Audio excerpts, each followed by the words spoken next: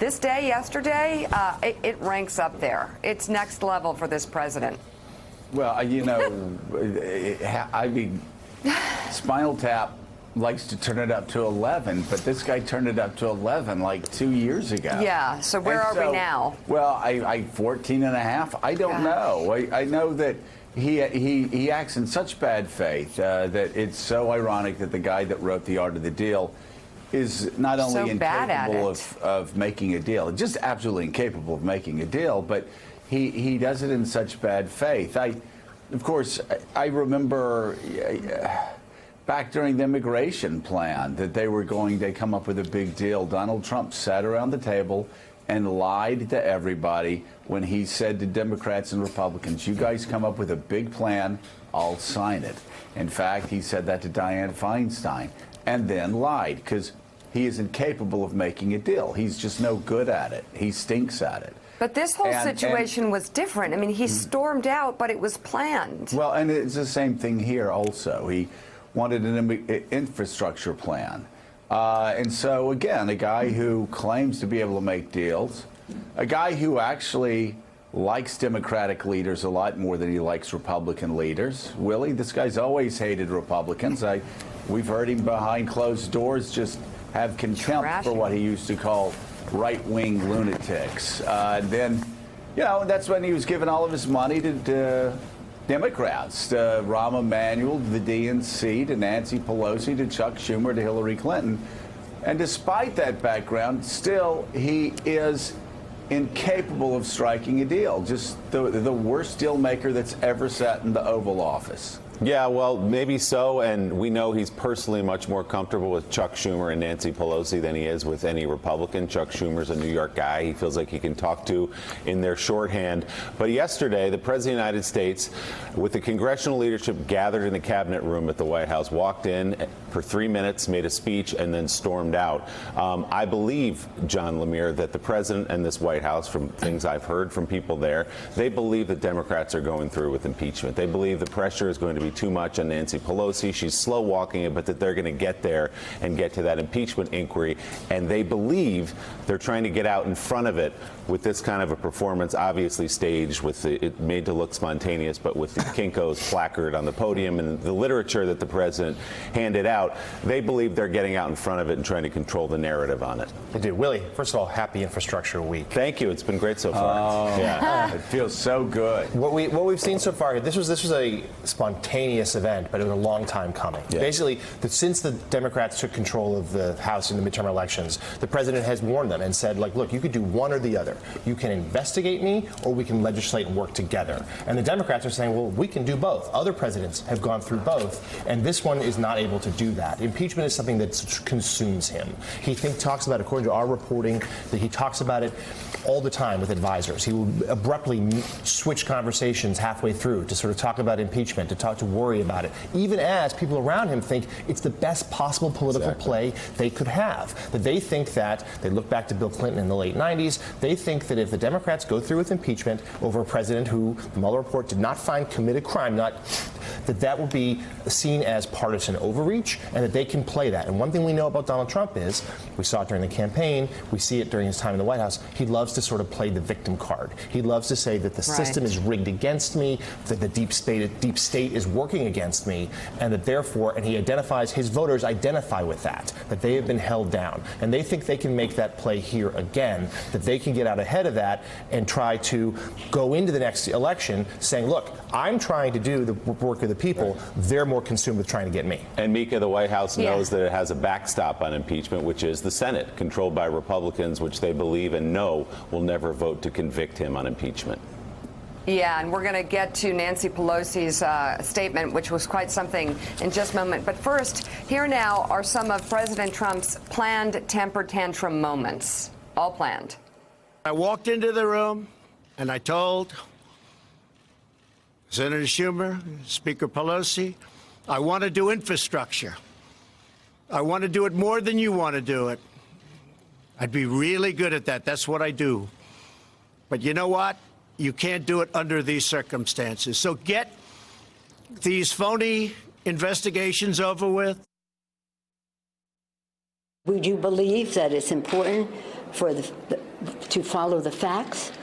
We believe that no one is above the law, including the President of the United States, and we believe that the President of the United States is engaged in a cover-up. Instead of walking in happily into a meeting, I walk in to look at people that had just said that I was doing a cover-up. I don't do cover-ups. You people know that probably better than anybody. They want to make this a big deal. Whether or not they carry the big I word out, I can't imagine that, but they probably would. All of a sudden, I hear last night they're going to have a meeting right before this meeting to talk about the I word. The I word. Can you imagine?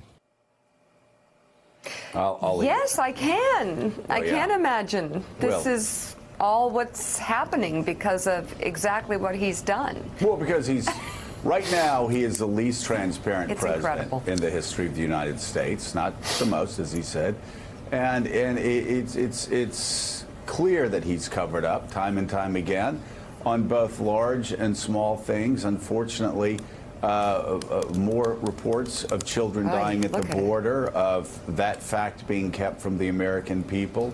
More reports of courts overturning the president's decision to intentionally obstruct investigations that are being conducted right now by the Oversight Committee, which has a constitutional duty to do just that. This week also, yet another court ordering yesterday that Deutsche Bank has to turn over financial records that, again, that not only Donald Trump but his family tried to cover up, tried to obstruct, and yet another investigation. So this rolls on.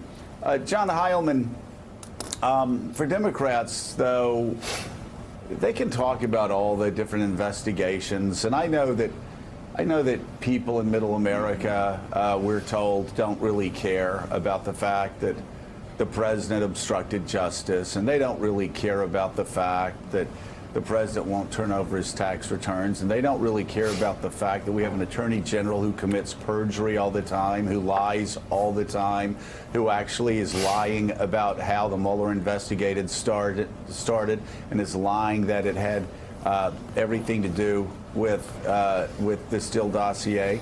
I mean, we're told that most Americans just don't care about lying. But for Democrats, isn't it important that they be the champions of the belief that no man is above the law? Let's just strip it down to that. No man is above the law. And yeah, they're not going to get a bridge in their district to throw away the concept that no man is above the law. Right. So, yes, I think so. It's super important for Democrats to do that, Joe, and I think there's more political gain to it than some Democrats think, who are worried about proceeding on this front. But I just want to, going back to your point at the top about how Donald Trump's like the worst negotiator. So that's true. Of course, there was never going to be a deal that came out of this, so it was all kind of a Potemkin thing going on. But another couple of elements of Trump's total incompetence came through here. The first was that, walking into that meeting yesterday, Nancy Pelosi was in the middle of a crisis, right? She was having a problem in her caucus. She was kind of losing control, had Alexandria Ocasio-Cortez and others kind of pushing for impeachment. She was trying to calm her caucus. She was having the first real challenge to her speakership that she's had since January. And what does Donald Trump do? He throws Nancy Pelosi a life preserver by allowing Nancy Pelosi to seize the upper hand and get everybody back on her side in the Democratic caucus, because Nancy Pelosi versus Donald Trump is a thing that every House Democrat is going to rally to Nancy Pelosi's side. So he's helping Nancy Pelosi out with that, and he's also helping her out with something else. You go back to Bill Clinton. How did Bill Clinton win an impeachment? He won an impeachment because he constantly drove the message that I am getting the people's business done, regardless of what these partisan Republicans are doing to me. And so when the investigation, when he got impeached, the Senate didn't convict, but the whole time he was passing legislation, doing the people's business, and demonstrably, flagrantly doing the people's business. Donald Trump's doing exactly the opposite. Donald Trump's doing exactly, let me finish real quick. Donald Trump's doing exactly the opposite thing. Says, I can't do the people's business while I'm being investigated, and therefore gives Nancy Pelosi another argument for impeachment, which is he's not discharging his Article 2 responsibilities as President of the United States. So Trump misplays this, I think, at the tactical level, the strategic level, and the grand kind of big level. In every way, it's just a misplayed hand, I think, both in the short term and the long. I completely agree. I love how you said Bill Clinton flagrantly got things done. It was flagrant. It worked. He worked. No, seriously, balance the budget first time in a generation. Balance the budget for 4 years in a row for the first time since the 1920s. Passed welfare reform. Passed entitlement reform. Passed Medicare reform. It created 20 million new jobs. Republicans and Democrats alike over the last 6 years, while they were fighting like hell. I always joked about this. You could impeach Bill Clinton on Thursday, and he would take you golfing on Friday.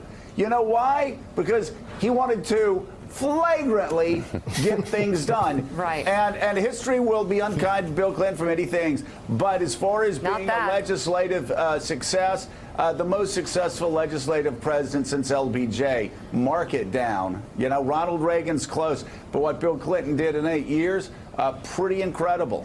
Thanks for checking out MSNBC on YouTube, and make sure you subscribe to stay up to date on the day's biggest stories. And you can click on any of the videos around us to watch more from Morning Joe and MSNBC. Thanks so much for watching.